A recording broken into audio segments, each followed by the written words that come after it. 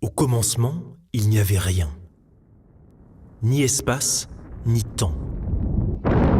Jusqu'à ce grand choc initial, le Big Bang, il y a 13,7 milliards d'années.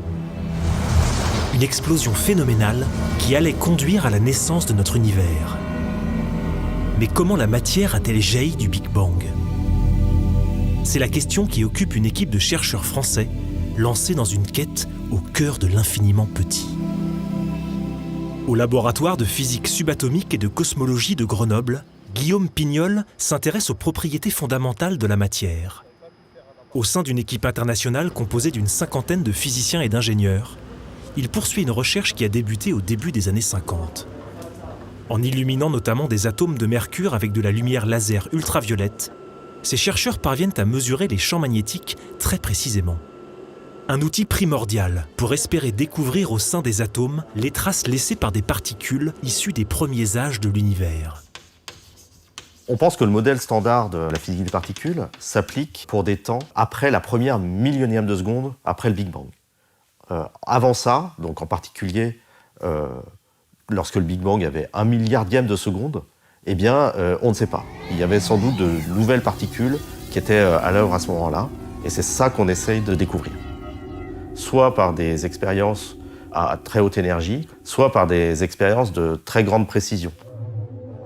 Les empreintes laissées par ces particules encore inconnues, Guillaume Pignol espère les retrouver dans une particule qui compose le noyau des atomes, le neutron. Depuis 2010, il participe à une expérience qui cherche à prouver que le neutron, quoiqu'étant globalement neutre, possède une dipolarité électrique, c'est-à-dire deux pôles électriques positifs et négatifs séparés. Mais capter ce signal est un défi de taille. Pour tenter de le relever, il a fallu imaginer une expérience de très grande ampleur, dont certaines portions ont été créées et assemblées à Grenoble. Pour découvrir les coulisses de cette aventure scientifique, il faut suivre les pas de Guillaume Pignol jusqu'en Suisse. C'est ici, à l'Institut Paul Scherrer, que va se dérouler cette expérience dont la construction est supervisée par Bernard Loos. Dans ces gigantesques halls, des scientifiques du monde entier mènent des recherches sur la matière et l'énergie en profitant d'installations rares, notamment une source de neutrons de très haute intensité qui est au cœur de cette expérience. Il y a deux ingrédients clés pour mener une telle expérience. Tout d'abord, pour des raisons statistiques, on a besoin d'un très grand nombre de neutrons ultra-froids que nous produisons ici. Nous avons même construit une source de neutrons ultra-froids ces dernières années, spécifiquement pour cette expérience. L'autre ingrédient, c'est qu'on doit pouvoir stocker ces neutrons dans un champ magnétique et un champ électrique. Et on va alors rechercher des minuscules changements de la fréquence de rotation de ces neutrons. Pour réussir à faire cela, on doit avoir un champ magnétique stable, qui soit parfaitement contrôlé et mesuré. Contrôler un champ magnétique revient à s'isoler du champ magnétique terrestre. Pour cela, il a fallu bâtir une structure unique au monde.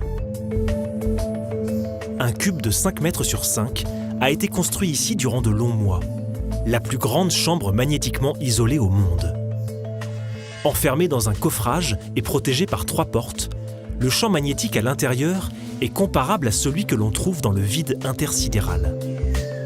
C'est ici que vont prochainement être installés les instruments qui doivent permettre de mesurer la dipolarité du neutron.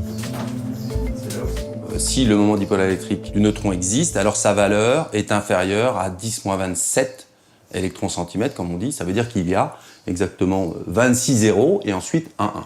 D'accord ? Donc on est presque à mesurer le zéro. C'est une précision qui est diabolique. Améliorer cette précision, ça veut dire quoi ? Ça veut dire évidemment qu'on utilise des techniques qui sont à la pointe de ce qu'on peut utiliser aujourd'hui.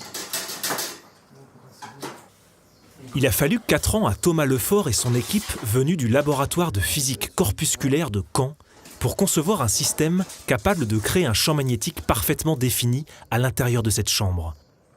Ils utilisent pour cela une bobine de cuivre longue de plus de 2 km et qui doit être installée sur les parois en suivant un contour soigneusement calculé. Dans quelques semaines, la production du champ magnétique sera opérationnelle. Le problème que l'on a aujourd'hui, c'est qu'on ne sait pas expliquer comment la matière est apparue dans l'univers. Les lois de la physique sont basées sur des symétries, et ces symétries, elles nous disent que, normalement, dans l'univers, on devrait trouver autant de matière que d'antimatière. C'est pas le cas. On a beau chercher, on trouve pas, on n'a que des traces d'antimatière présentes dans l'univers.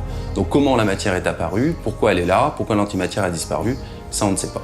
Donc on cherche des processus de physique qui conduisent à une production de matière plus importante que d'antimatière. Les modèles nous disent que si jamais on est capable de montrer que le neutron possède une dipolarité électrique, alors à ce moment-là, ça veut dire qu'il existe un mécanisme qui conduit à une production de matière accrue par rapport à l'antimatière. Donc montrer qu'il existe, c'est indiquer une piste pour le processus de création de matière dans l'univers. Si l'installation se déroule comme prévu, les portes de cette chambre devraient se refermer fin 2022 pour une durée d'au moins 5 ans.